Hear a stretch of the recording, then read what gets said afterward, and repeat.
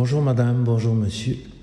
Mon nom est Alain Rioux et aujourd'hui je vais poursuivre la série Les enfants du gouvernement. Donc pour ce chapitre 8, je vous propose d'écouter le témoignage d'une représentante des Nations Unies qui siège sur le comité du droit de l'enfant. Alors, on écoute. Pour vous, la situation des parents et des enfants enlevés par les services sociaux a évolué? Non, ça a plutôt empiré.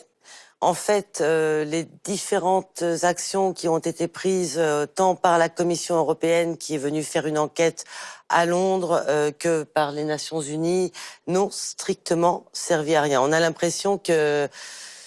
Et j'ajoute, et les enfants aussi, généralement, ils n'ont pas le droit à la parole. Mais on va parler justement des droits de l'enfant avec In Ayoubi Idrissi. Bonsoir.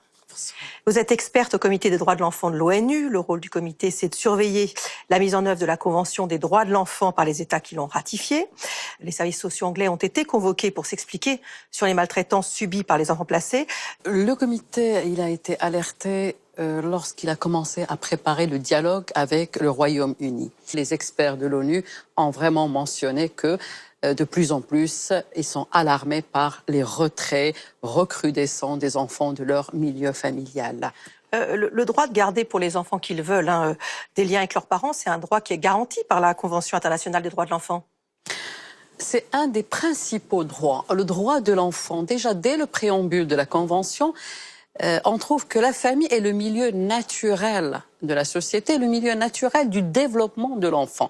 Et la Convention accorde une grande importance même à la famille élargie, à tout ce qui est communautaire.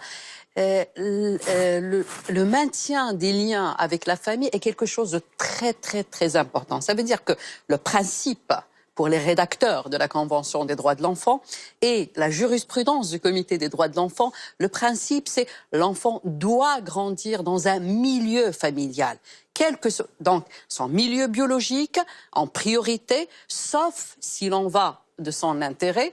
Et donc là, l'évaluation de cet intérêt doit être faite d'une manière appropriée.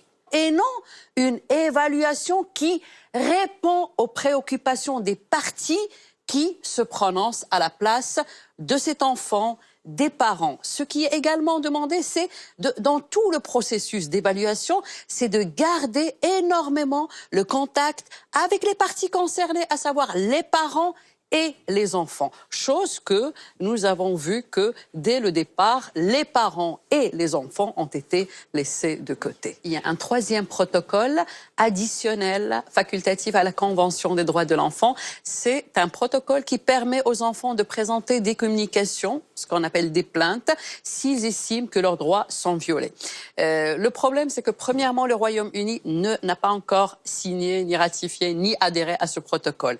Deuxièmement, le fait d'avoir ratifié ou d'avoir adhéré à ce protocole facultatif n'ouvre pas directement la voie vers le comité des droits de l'enfant et autres organes. Il y a toute une procédure de recevabilité. Et la chose la plus importante, c'est avoir épuisé les voies de recours internes.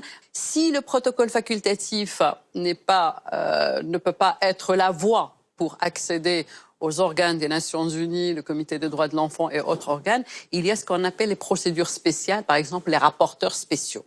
Les rapporteurs spéciaux, c'est un mécanisme très important, il est très souple.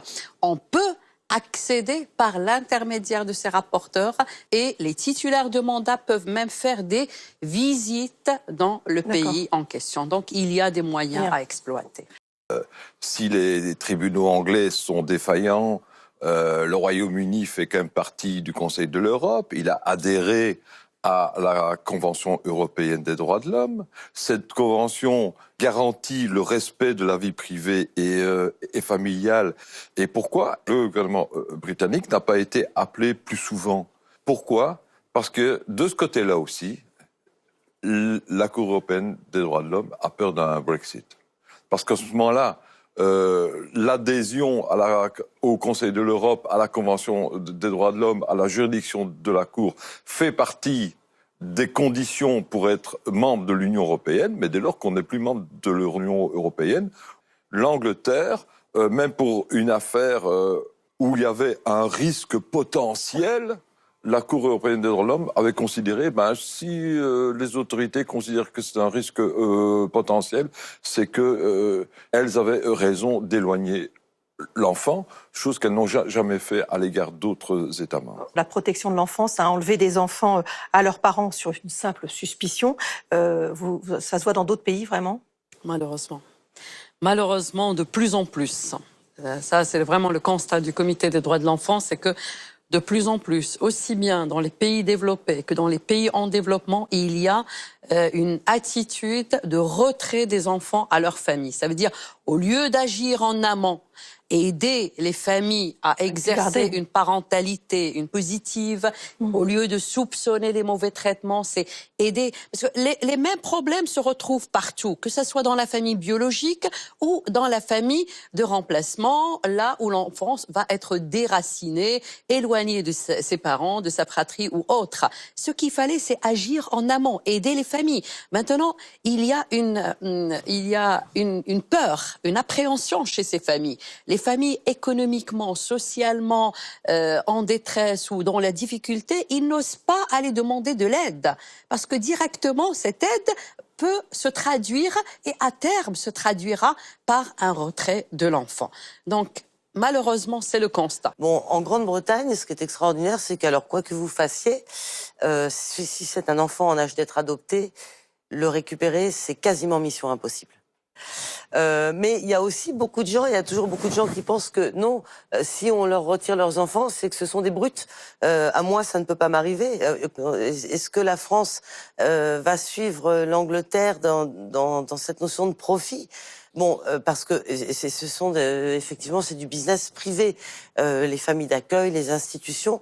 Alors, le problème, c'est la privatisation aussi de ce système, et qui fait par exemple une entreprise comme Serco, qui est une multinationale qui construit des prisons, ils ont obtenu en Grande-Bretagne un contrat d'expertise des abus sexuels sur enfants et un contrat pour construire des maisons d'enfants. On en est là, c'est-à-dire que voilà. Est-ce que nous on risque d'accéder à ce type de système ? Il faut surveiller, il faut continuer. Ceci ayant été entendu, on peut également se poser la question si le Québec prend le même virage que l'Angleterre et que d'autres pays d'ailleurs. Le rapport sur la Commission des droits des enfants et de la protection de la jeunesse, le rapport Laurent, contient de bonnes intentions. Toutefois, les recommandations législatives visent essentiellement à faciliter le transfert rapide des enfants à l'adoption et au placement à majorité qui, en fait, est une forme d'adoption déguisée, si vous voulez. Donc, lorsque la nouvelle loi entrera en vigueur, les belles promesses du rapport Laurent ne feront pas la norme juridique devant les tribunaux et aucun juge ne va se soucier des promesses à caractère politique. Si, à l'automne 2021, la famille perd la sécurité juridique dans la loi d'exception liberticide préconisée par le gouvernement du Québec, une menace d'eugénisme social planera d'une manière manifeste et dominante. L'histoire de l'action administrative en matière de protection de la jeunesse est entachée de plusieurs violations de la loi. Les abus discrétionnaires sont omniprésents et la maltraitance psychologique, institutionnelle et judiciaire se perpétue à l'encontre des principes fondamentaux et de la dignité humaine et des grandes chartes. Dans un esprit de prévention qui a reçu l'aval de la Cour suprême du Canada depuis 20 ans, les intervenantes procèdent à des détentions provisoires arbitraires, abusives, et créent des motifs de compromission pour des prétendus problèmes de santé mentale, même si cet acte est réservé aux psychologues et aux psychiatres. Cette façon de faire date du temps des orphelins de Duplessis institutionnalisés abusivement par l'État. Depuis 2007, le législateur a élargi l'éventail des motifs de compromission et aujourd'hui, tout bon parent peut facilement être pris en défaut pour des peccadilles.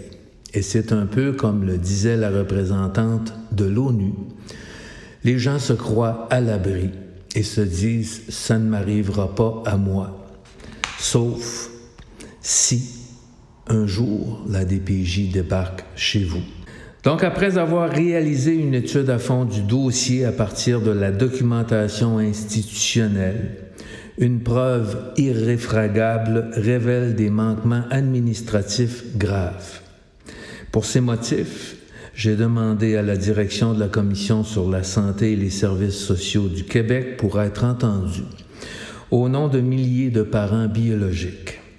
Je compte donc témoigner pour défendre la primauté parentale, la primauté culturelle, la primauté de la famille de proximité et l'égalité des pères et mères. Dans l'état des choses, à titre de porte-parole, ma demande d'intervention dans la prochaine commission parlementaire est pleinement et entièrement légitime et constitutionnellement bien fondée en droit et en fait.